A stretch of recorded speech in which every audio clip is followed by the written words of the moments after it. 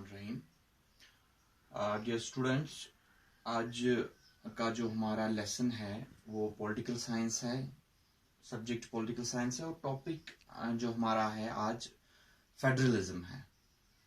तो फेडरलिज्म के बारे में हमें थोड़ा सा पढ़ना है कि फेडरलिज्म किसे कहते हैं और थोड़े से जो टॉपिक्स इसमें आते हैं वो भी आहिस्ता आहिस्ता हम कंप्लीट करने की कोशिश करेंगे और आप तक पहुंचाने की कोशिश करेंगे। होप कि आप अच्छे से ध्यान से इसको सुनेंगे, तभी जाके आप ये समझ पाएंगे।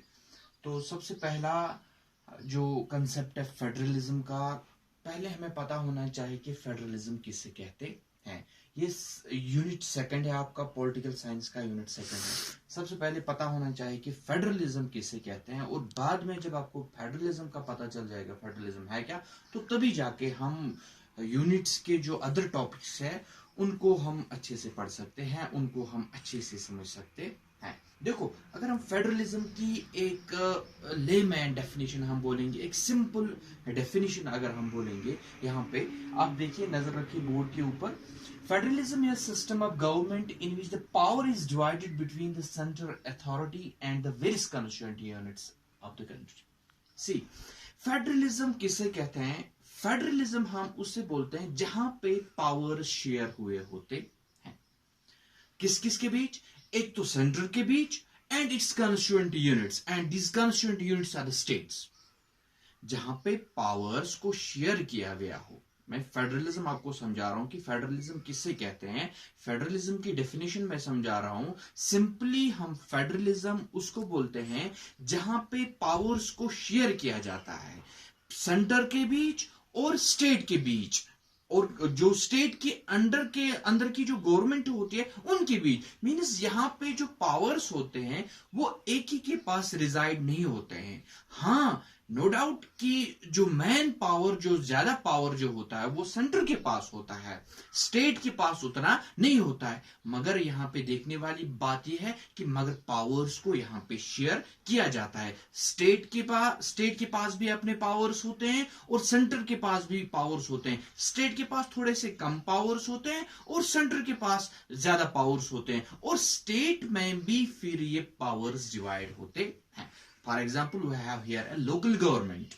हमारी लोकल गवर्नमेंट जो है, जो जिसको हम पंचायत बोलते हैं, जिनको हम म्यूनिसिपलिटीज बोलते हैं या म्यूनिसिपल कॉर्पोरेशन बोलते हैं, उनके अंदर भी ये पावर डिवाइड होता है। मींस कि एक तो पावर सेंटर के पास होता है, दूसरा कि थोड़ा सा हिस्सा उस पावर में से स्टेट को दिया जाता है, और स्टेट के पावर में से भी थोड़ा सा पावर जो लोकल गवर्नमेंट एंजॉय कर रही है उनको दिया जाता है। मींस कि यहाँ पे फुली पावर एक के पास नहीं होता है। डिफरेंट जो कंस्टिट्यूएंट यूनिट्स होते हैं कंट्री के, उनके पास भी पावर्स होते हैं। फॉर एग्जांपल स्टेट है यहाँ पे, एक तो सेंटर है, दूसरा स्टेट के पास भी होता है, और पंचायत है यहाँ पे या म्यूनिसिपलिटीज है यहाँ पे, तीनों के पास यहाँ पे पावर्स होते हैं। हाँ, वो अलग बात है कि अगर सेंटर की बात करें, सेंटर में ज्यादा पावर्स होते हैं, उसके बाद स्टेट में उससे कम पावर्स होते हैं, और अगर फिर लोकल गवर्नमेंट की बात करें उसके पास थोड़ा सा कम पावर होता है। मींस पावर तीनों के पास यहाँ पे होता है, और इसी कंसेप्ट को हम बोलते हैं दैट इज अ फेडरलिज्म,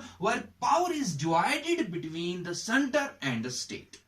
जहां पे पावर्स को डिवाइड किया जाता है किस किस के बीच? सेंटर के बीच और स्टेट के बीच। इनको हम सिंपली क्या बोलते हैं? That's the federalism. होप कि आपको फेडरलिज्म का एक कंसेप्ट समझ आया होगा कि फेडरलिज्म किसे कहते हैं। फिर से मैं क्विक रिकैपिचुलेट में कर लेता हूं। Federalism is system of government in which the power is divided between the central authority and the various constituent units of the country. And the central authority here means central, जो यहाँ पे मरकज के अंदर जो हुकूमत होती है उसके पास पावर्स होते हैं। और दूसरी की बात हम करें कि कंस्टिट्यूएंट यूनिट्स जो होते हैं that the state, and state के अंदर भी जो पंचायत और म्यूनिसिपलिटीज होती है, म्यूनिसिपल कॉर्पोरेशन होती है, उनके पास ये पावर शेयर होता है। So this was regarding the concept of federalism किसे बोलते हैं, where powers are being shared between the center